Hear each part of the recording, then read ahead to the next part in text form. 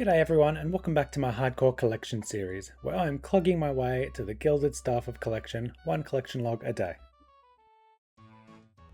I've decided to amend going over the previous episode in detail, only noting the worthwhile logs obtained. So last episode we got the fish barrel, which is a great overall item for Iron Man. That one's from Temperos at 1 in 400. The salvaging station schematic, which will make the sailing logs 100 times easier, won't have to go to the docks to clear the salvaging. And there's Eric's talisman, which is excellent for teleports around Zaya. I am still chasing the fire cape for the 100th collection log and the unlock of the bronze staff. There are a few requirements I'll need to get before I get there. I do have a time limit of 26 days at this stage, as I am at 74 collection logs, and I have to get a collection log a day. To start with, I'll need 80 wood cutting or boost to be able to get some ironwood logs for the ironwood blowpipe, or I can settle for the camphor. I'll also need to get 72 fletching to craft the blowpipe, and 74 smithing to make the adamant darts. At some point, I'll also need to go get a squid beak for the blowpipe. So let's crack on with the next 10 days of collection logging on the account. I was working on 56 Slayer for the Path of Glaufrey quest to be able to get the Warped Scepter. I knew my Griffin task would result in a log here, so here's probably the least interesting boss clog in the game. This was then followed up by some of the weirdest pathing I've ever seen in this game. I've put over 10,000 hours into this game and I've never seen pathing like this before. Today I also stepped into the wilderness for the Family Crest quest. You need this for Recipe for Disaster, so I need to risk it all to get the barrow gloves. Thankfully I had my main scouting the worlds, ensuring they were clear, and quickly got my way to Chronozon without soiling my pants.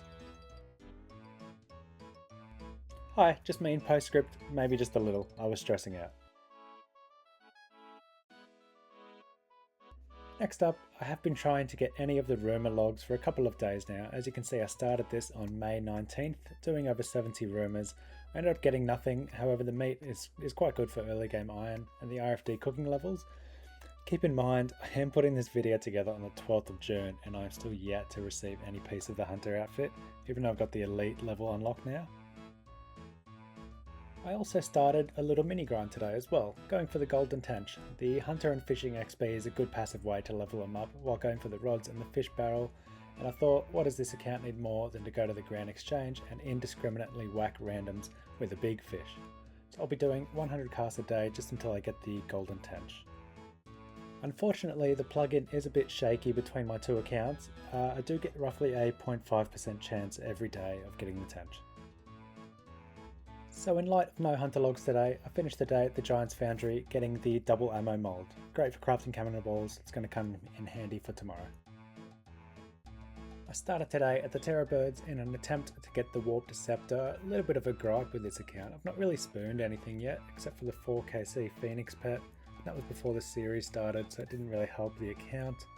I currently have to make all my steel bars, as most Iron Man would, and it's just quite time consuming when I'm on strict constraints at the moment. With most of the combat logs, I killed a few hundred terror birds over the day and decided to try my luck elsewhere. Sadly, the place I tried my luck at was with 20 more hunter sacks. As we know from me 2 minutes ago, I haven't got something here for 20 days later, so this was just an exercise in frustration really. The meat and bone shards were always nice, of course. I am also still chasing the Tome of Fire, which I am approaching double the drop rate for now. Unfortunately, it was a slow day for logs, and neither the Terror Birds, the Hunter Rumours or Wintertide paid out. So I geared up for what is currently my favourite content, a 4-minute Amoxicillado kill to get the Frozen Tear. Once again, I will allow you to enjoy the beauty of this potential world record, and if you want to skip ahead, you can go to 450 on the timestamp.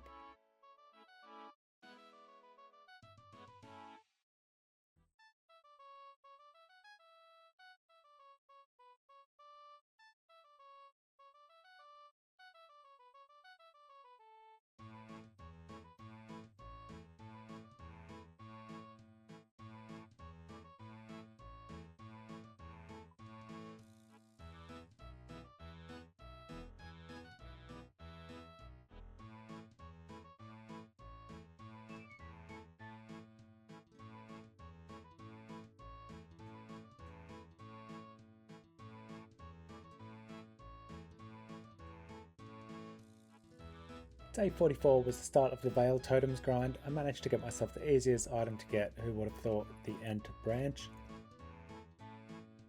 Moving on to day 45, I was hoping to get the fletching knife, and to my luck I got it nice and early. This was a welcome spoon as I had spent the day on World 306 to no one's mental decline but my own.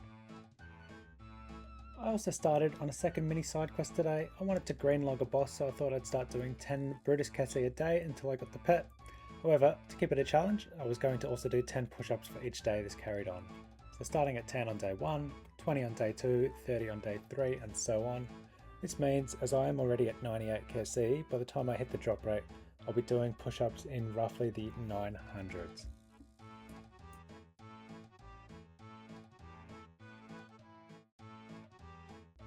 In 5 days' time, I actually put a little whiteboard together for the push-ups. You'll actually get to enjoy a lovely hand-drawn beef pet from myself.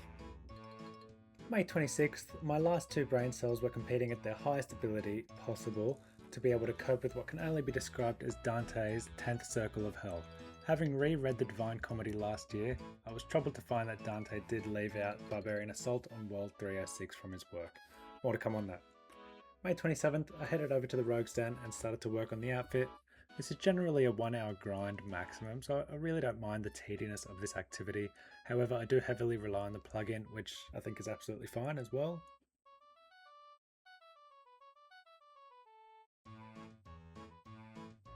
I continued on the Tithe Farm grind today as well. I'm a big fan of the 25x4 method for getting tithe done as fast as possible, hence you'll see all the ground markers for the optimal route.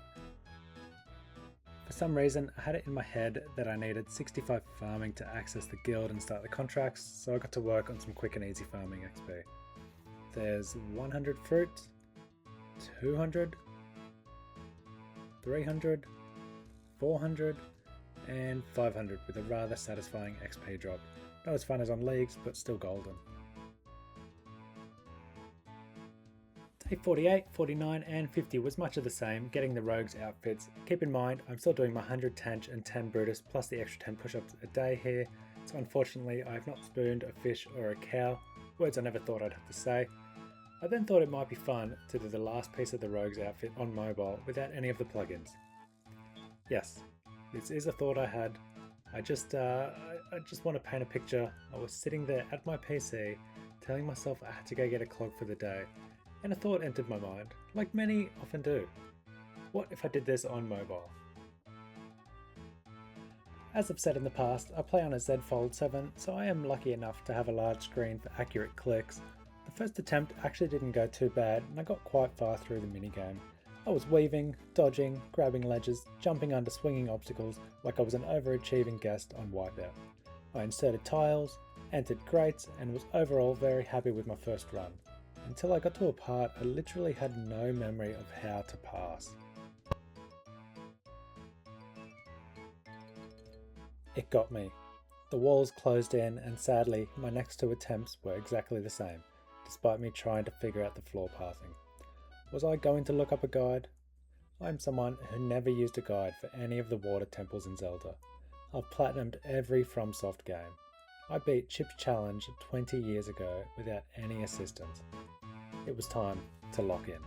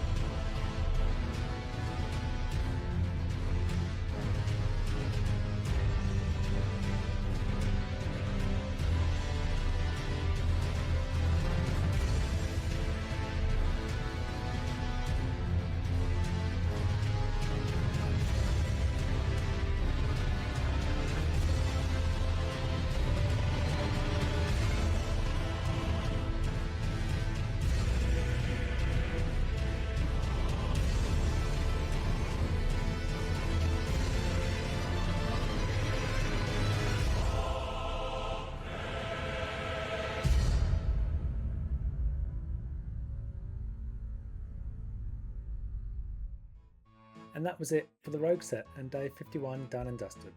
51 collection logs collected over 51 days. Over the last 10 days, we also made great progress on the account skilling wise.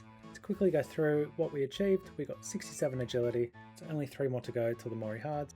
We got 6 crafting levels from 55 to 61, 10 defense levels to unlock the Knight's Waves, Chivalry and Piety at 70 prayer, 10 farming levels to level 60, 5 fletching levels, 2 slayer levels, 8 smithing levels and 3 thieving levels, as well as a few other random here and there levels. And that's the episode. As always, thank you for watching, and I hope you enjoyed this episode of Daily Clogs. Please consider liking and subscribing for more hardcore collection logs. Thank you.